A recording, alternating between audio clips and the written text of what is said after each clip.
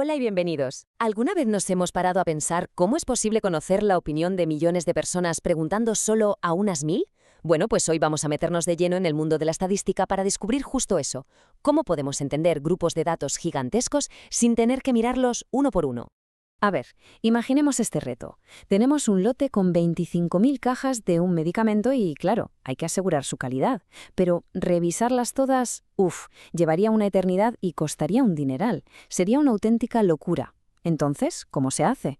Pues justo este es el tipo de problema que la estadística resuelve de una manera que es, la verdad, bastante brillante. Aquí tenemos nuestra hoja de ruta para hoy. Primero, veremos por qué analizarlo todo es una tarea imposible. Luego, descubriremos el poder del muestreo. Veremos cómo se construye la muestra perfecta. Y al final, aprenderemos a encontrar el corazón de los datos con 3 herramientas clave: la media, la mediana y la moda. ¡Vamos a ello! Empecemos por el principio, con el gran problema. La tarea imposible. Y es que la realidad es que casi nunca podemos estudiar a todos y cada uno de los elementos de un grupo que nos interesa. Sería lentísimo, carísimo y muchas veces directamente inviable. Y aquí es donde aparecen dos conceptos que son fundamentales. Por un lado, la población, que es, digamos, el universo entero que queremos estudiar, en nuestro caso, todas las cajas de medicamentos, y por otro, la muestra, que es solo una pequeña parte de ese universo, pero una parte que se elige con mucho cuidado para que sea un buen reflejo del total. Es básicamente nuestro atajo inteligente. Así que el muestreo es nuestra gran solución. Es la técnica que nos va a permitir sacar conclusiones súper fiables sobre un grupo enorme, estudiando solo una pequeña fracción de él. Pero ojo, que no vale coger una fracción cualquiera. Porque claro, no todos los muestreos se hacen igual. Tenemos el probabilístico, que es como si metiéramos todos los nombres en un sombrero y sacáramos unos cuantos al azar. Aquí todo el mundo tiene la misma oportunidad de salir elegido, y eso nos da una foto muy fiable del grupo completo. Luego está el no probabilístico, donde la selección no es aleatoria. Es como si para saber los salotos de ejercicio de una ciudad solo preguntáramos a la gente que sale de un gimnasio. Los resultados pueden ser interesantes, sí, pero no podemos decir que representan a toda la ciudad. Por eso el primero nos permite generalizar y el segundo, pues no tanto. Vale, de acuerdo. Necesitamos una muestra probabilística. Pero, ¿cómo de grande tiene que ser? ¿100? ¿1000? ¿10.000? Aquí es donde la cosa se pone interesante, porque vamos a descubrir cuáles son los ingredientes para cocinar la muestra perfecta. Resulta que para calcular el tamaño ideal de la muestra, solo necesitamos 3 ingredientes. Primero, el nivel de confianza, es decir, cuánta seguridad queremos tener. Segundo, el margen de error, o sea, cuánta imprecisión estamos dispuestos a aceptar. Y tercero, la variabilidad, que es básicamente una estimación de cuánta diversidad hay en el grupo.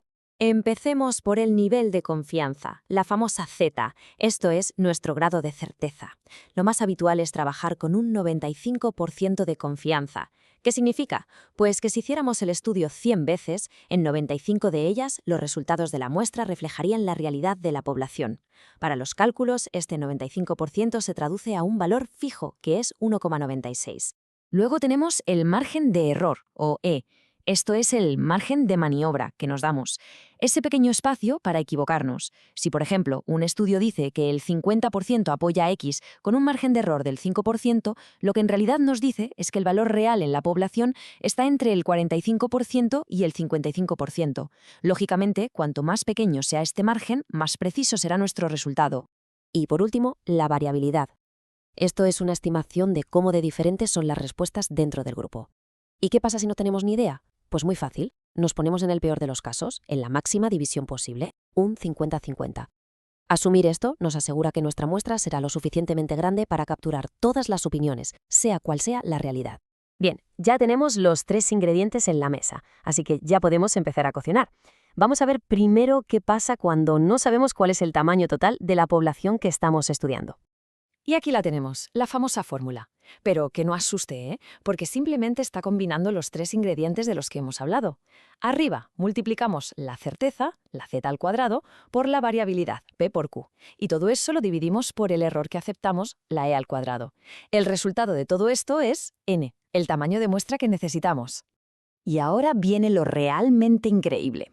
Si aplicamos esta fórmula a nuestro problema de las cajas de medicamentos, con una confianza del 95% y un error del 5%, el resultado es que necesitamos analizar unas 384 unidades. Pensemos un segundo en esto. De 25.000 cajas a solo 384. Esto es, de verdad, el poder del muestreo en estado puro.